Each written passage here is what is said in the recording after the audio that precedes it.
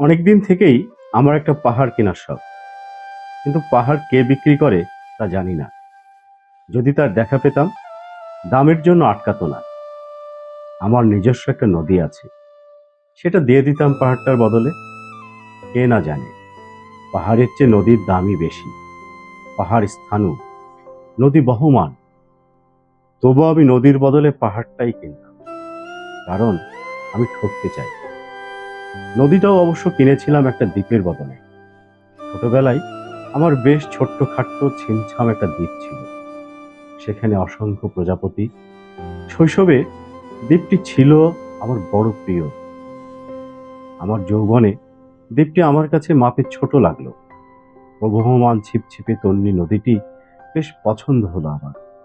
বন্ধুরা বলল, এইটুকু একটা দ্বীপের বিনিময়ে এত বড় একটা নদী পেয়েছিস, খুব জিতেছিস তো মাইরি। তখন জয়ের আনন্দে আমি বিহ্বল হতাম। তখন সত্যি আমি ভালোবাসতাম নদীটিকে। নদী আমার অনেক প্রশ্নের উত্তর দিত, যেমন, বলতো আজ সন্ধেবেলা বৃষ্টি হবে কিনা। সে বলতো, আজ এখানে দক্ষিণ গরম হাওয়া, শুধু একটি ছোট্ট দ্বীপে বৃষ্টি, সে কি প্রবল বৃষ্টি, যেন একটা উৎসব। আমি সেই দ্বীপে আর যেতে পারি না। সে জানতো, সবাই জানে, শৈশবে আর ফেরা যায় না।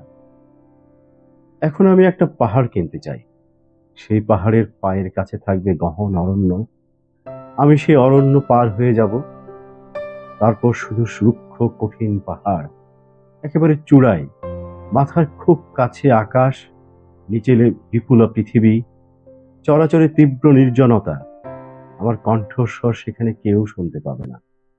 আমি ঈশ্বর মানি না, তিনি আমার মাথার কাছে ঝুঁকে দাঁড়াবেন না। আমি শুধু 10 দিককে উদ্দেশ্য করে বলবো, প্রত্যেক মানুষই অহংকারী। এখানে আমি একা, এখানে আমার কোনো অহংকার নেই। এখানে জয়ী হবার বদলে ক্ষমা চাইতে ভালো লাগে। হে 10 দিক, আমি কোনো দোষ করিনি, আমাকে ক্ষমা করো।